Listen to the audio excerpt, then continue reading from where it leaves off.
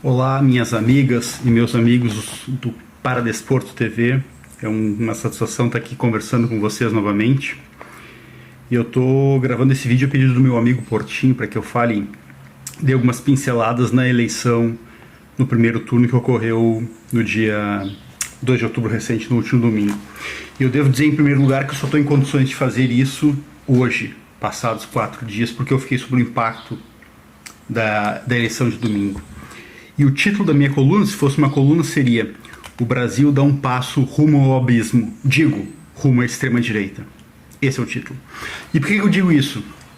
Eu vou começar primeiro, antes de chegar nesse ponto e concluir com esse argumento. Eu devo dizer que eu fiquei muito triste no domingo por duas razões bem pontuais. A primeira, o Olívio Dutra não ter sido eleito senador no Rio Grande do Sul, mais uma vez. Perdeu em 2014 para o Lazier Martins e perdeu em 2022 para um general. Isso fala muito sobre o Rio Grande e me deixa profundamente triste. Eu sou um eleitor, um admirador, um profundo admirador do Olívio Dutra. E infelizmente ele não se elegeu. Mais uma vez o Rio Grande do Sul negou ao Olívio Dutra, esse grande gaúcho, esse grande homem, esse grande brasileiro, uma cadeira no Senado. Mas vamos lá. O segundo aspecto que me deixou muito preocupado e frustrado não foi o percentual de votos do candidato à presidência Luiz Inácio Lula da Silva, não foi haver segundo turno, era esperado o segundo turno.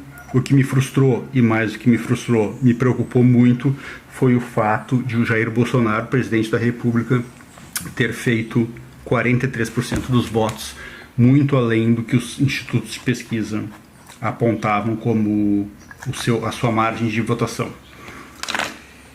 E isso é preocupante porque revela, talvez o que a gente já soubesse, mas queria negar, resistir, estava num processo de negação, que a extrema-direita brasileira é extremamente forte, é extremamente popular e tem um apoio de grande poder econômico no país, né?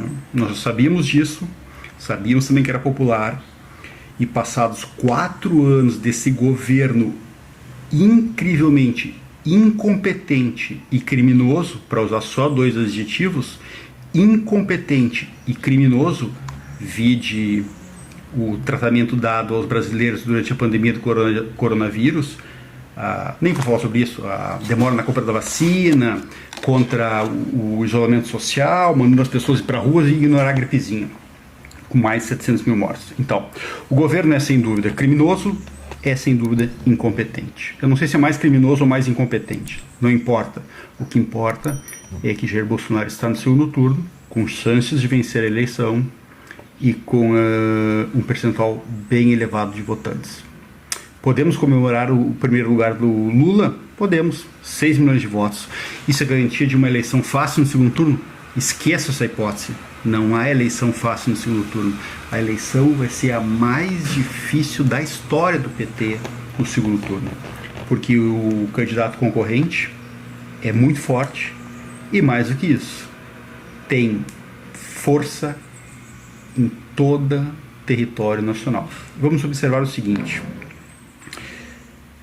o Jair Messias Bolsonaro e o seu partido, os seus coligados, conseguiram eleger em primeiro turno o governador do estado do Rio de Janeiro, conseguiu colocar no segundo turno, conseguiu eleger no primeiro turno o governador do estado de Minas Gerais, conseguiu colocar no segundo turno em vantagem o candidato a governador no estado de São Paulo, as 3 maiores economias do país, e no Rio Grande do Sul conseguiu colocar igualmente o seu candidato em primeiro lugar no primeiro turno.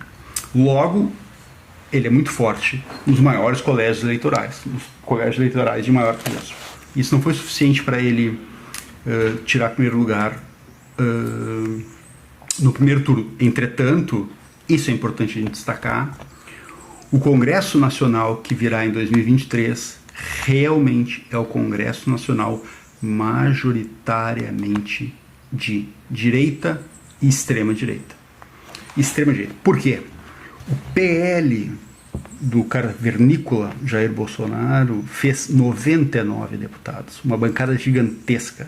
E União Brasil, lembremos quem é União Brasil, é o somatório do coisa ruim com o demônio, né? Que é o PSL juntado ao Democratas.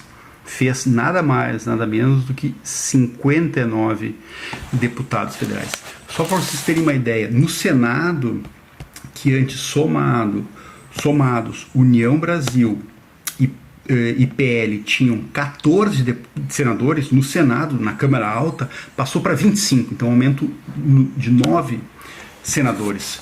E na Câmara dos Deputados aumentou 31 deputados, somado PL mais União Brasil. Então, Jair Messias Bolsonaro vai ter uma bancada, eleito ou não eleito, de mais da metade do Congresso Nacional, mais da metade do Senado, mais da metade da Câmara. Isso é a péssima notícia que aponta que o Brasil deu um perigoso passo rumo ao abismo. E o abismo se concretizará materialmente se em 30 de outubro, ou seja, no segundo turno, o presidente atual for eleito. A nossa mobilização daqui até o domingo último do mês de outubro tem que ser forte, intensa e em todas as frentes para que o Lula seja eleito presidente. Se não bastasse por outro motivo, porque se o Bolsonaro for reeleito, ele vai ter, como eu disse, governadores em grandes estados, vai ter uma bancada na Câmara e uma bancada no Senado muito forte, muito grande, vai ter mais 4 anos de mandato nessas condições, e nesses 4 anos, com esse Congresso e com essa força nos estados mais poderosos economicamente, ele vai poder adotar medidas que ele sempre quis adotar, que ele nunca negou que quisesse adotar, que ele se coça para adotar, mas não pôde ainda, porque a correlação de forças ainda não permitia que ele fizesse isso. Mas o que ele pode fazer, por exemplo? Ele pode nomear mais 2 ou 3 ministros do STF. Ele pode impeachment ministros. Lembremos disso, é o Senado Federal que decide a respeito do impeachment de ministros do STF.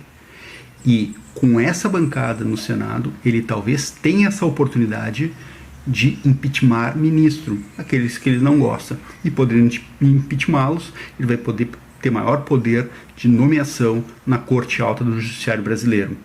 E outra hipótese, que é muito provável também, ele vai poder fazer o aumento do número de cadeiras no Judiciário, no STF, que é uma hipótese que ele já aventou, já falou sobre isso, já ameaçou nesse sentido, e é uma hipótese que não está descartada se ele for reeleito com esse Congresso. Ele já tem um Congresso a seu favor para isso, ele só não pode ser eleito, e isso depende de nós daqui até o final do mês de outubro.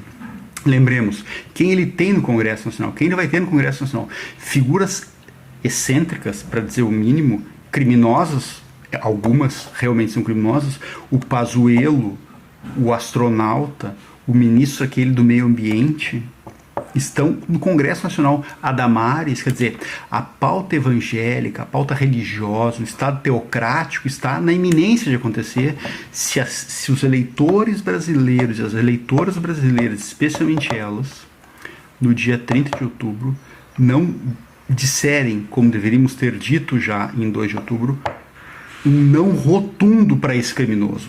Um não rotundo para esse criminoso. Essa é a nossa tarefa como eleitores, como eleitoras, como cidadãs e como cidadãos. Se nós queremos um país para viver ainda em paz, democrático e minimamente respeitoso à diversidade, minimamente eu digo, porque o Brasil de regra não é esse país, não é um país democrático, uma democracia frágil, não é um país que respeita a pluralidade, e nós sabemos disso. Nós temos muito a avançar para chegarmos a esse ponto.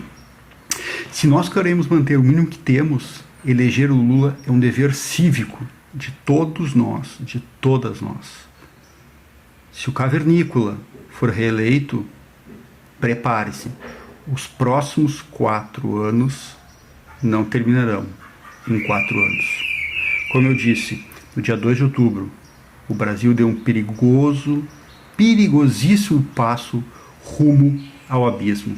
Eleger Luiz Inácio Lula da Silva em 30 de outubro é a única chance que nós, como brasileiros e como brasileiras, temos de evitar que o Brasil dê um passo à frente e caia no precipício. Um abraço a todas, um abraço a todos. E dia 30 de outubro, 13. Abraço.